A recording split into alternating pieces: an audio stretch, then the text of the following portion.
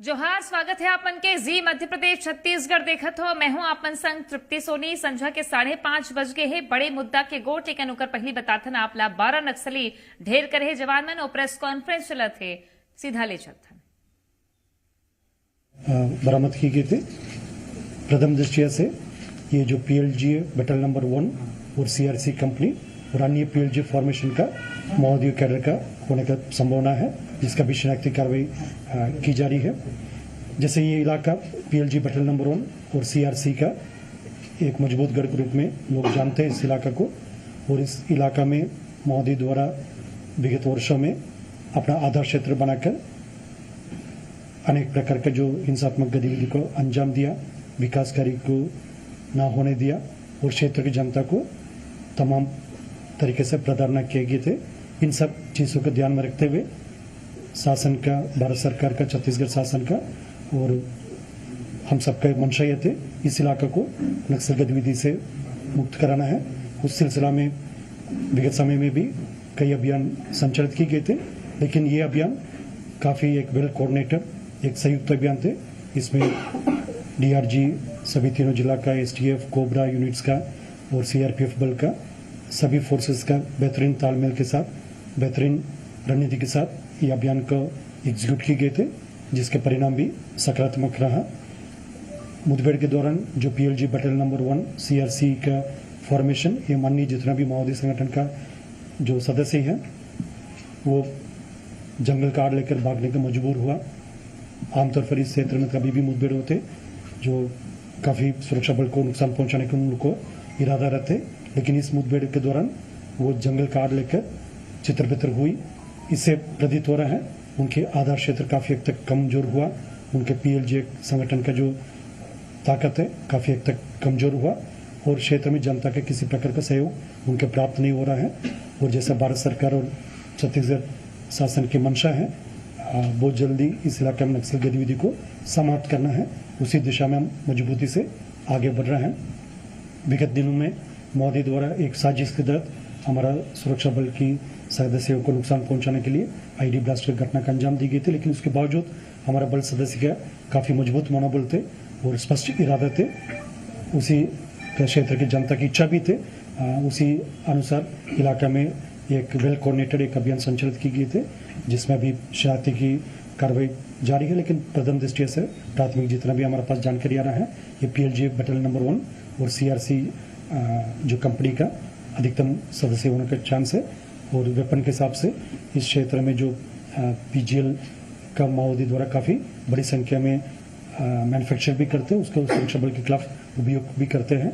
उसके PLG launches काफ़ी बड़ी संख्या में और अन्य जो वेपन्स भी काफ़ी बड़ी मात्रा में रिकवर की गई। तो माओवादियों का जो हथियार बनाने का जो लेथ मशीन से लेकर अन्य उनका जितना भी जो साधन संसाधन, उसका भी सुरक्षा बल द्वारा नष्ट किए गए थे। जैसा आगे और डिटेल्स के पहले मैं IG CRPF Shri Rakesh Agrawal sir मेरे साथ उपस्थित है। मैं सर से भी अनुरोध करूंगा इस अभियान के संदर्भ में आप सबको अवगत कराने के लिए।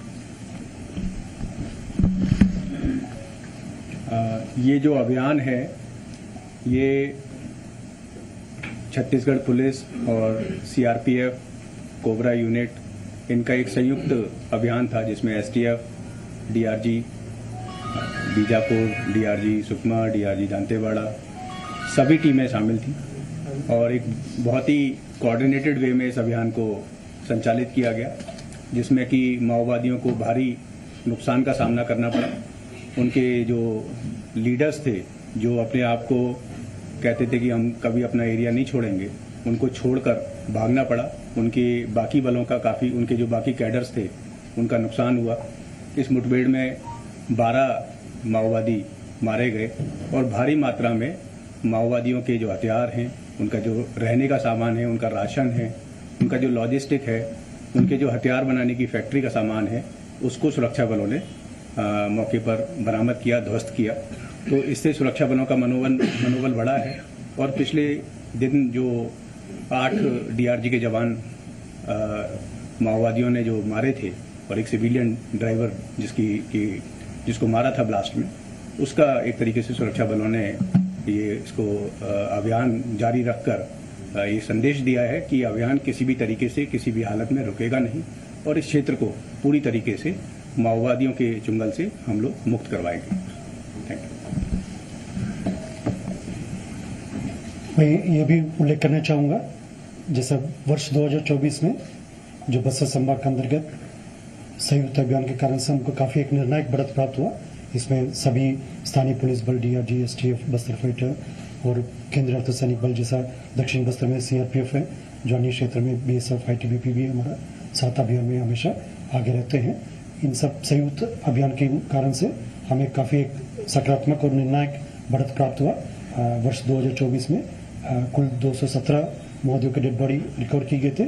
उसमें खासतौर पर जो 6 माओवादी कैडर टॉप लेवल का जो स्टेट कमेटी लेवल का कैडर्स थे और जो 16 डिविजनल कमेटी का, 32 एरिया कमेटी लेवल का और काफ़ी बड़ी संख्या में जो PLGA फॉर्मेशन का, PLGA प्लेटून से लेकर कंपनी लेवल का काफ़ी बड़ी संख्या में माओवादी कैडर्स के डेड बॉडी रिकॉर्ड किए गए थे। और वेपन के हिसाब से देखा जाएगा LMG, AK-47, SLR इंसास इस प्रकार का 286 से अधिक ग्रेडेड वेपन्स भी सुरक्षा बल द्वारा अभियान के पश्चात रिकॉर्ड किए गए थे।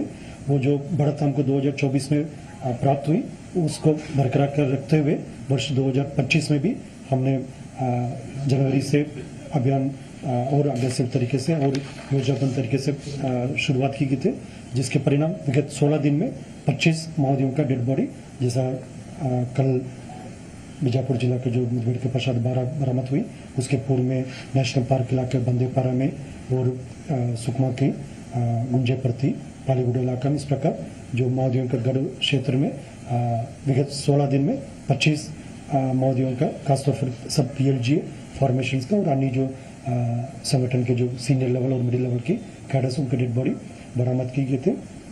माओवादी के पास अभी कोई और विकल्प नहीं बचा है। हिंसा छोड़कर हथियार त्याग करके शासन की आत्मसमर्पण एवं पुनर्वास पॉलिसी का स्वीकार करते हुए आत्मसमर्पण करें और समाज की मुख्य धारा में शामिल होकर क्षेत्र की शांति, विकास और सुरक्षा का जो अभी शासन द्वारा लगातार कार्य योजना के तहत काम कर रहे थे उसमें भी उनका योगदान रहे, वरना काफ़ी गंभीर परिणाम को उनको सामने करना पड़ रहा है। तमाम साजिश के तहत वो जो भी प्रयास करेगा, जो निर्दोष ग्रामीण को प्रताड़ित करेगा, उन्हें तंग करे, उन्हें हत्या करे या ID के माध्यम से जिस तरीके से सुरक्षा बल को तो पहले से वो लोग क्षति पहुंचाते, लेकिन कई निर्दोष ग्रामीण बच्चे सबको वो लोग प्रताड़ित की जा रही है। वो दिशाहीन हो, नेतृत्वहीन होगी माओवादी संगठन।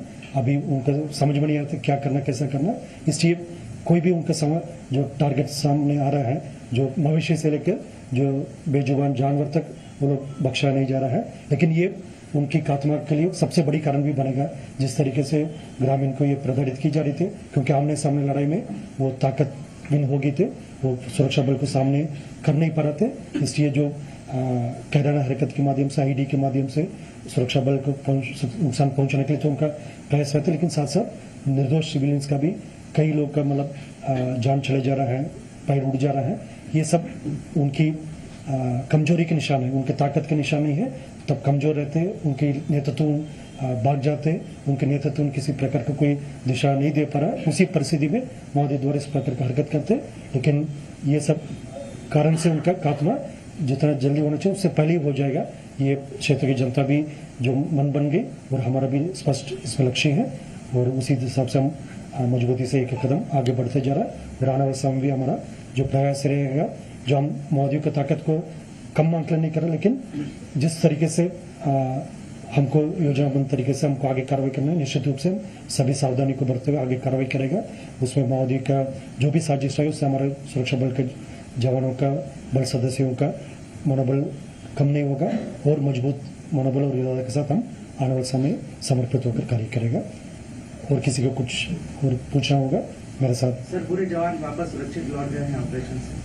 अभी कार्रवाई जारी है और क्योंकि सुरक्षात्मक कारण से हम बहुत ज़्यादा डिटेल्स अभी खुलासा नहीं कर सकता, लेकिन अभियान अभी फिलहाल जो जिस क्षेत्र में अभियान थे वो फर्स्ट फेज उसके कंप्लीट हो गए थे और आवश्यकता अनुसार आगे जो और भी सर्च और अन्य कार्रवाई जारी रहेगा।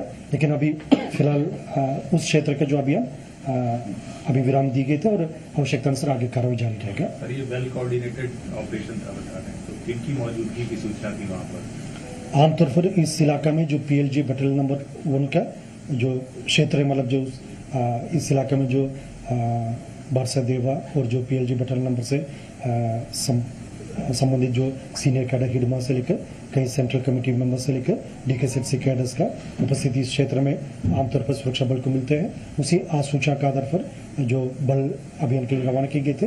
अभी जैसा मैं पूर्व में भी जिक्र किया थे, कई उनकी जो लीडर्स है जो मुठभेड़ के दौरान बाकी कैडर्स को छोड़कर जो जंगल कार्ड लेकर जंगल पहाड़ी में भाग गए थे। ये जो वर्ष 2024 में भी हमको अधिकतम ये ट्रेंड देखने को मिल रहा है। यदि जो उनके प्रोटेक्शन टीम सीनियर कैडर को छोड़कर यदि भाग जा रहा है, नहीं तो सीनियर लीडर अपना जूनियर को छोड़कर भाग जा रहा है।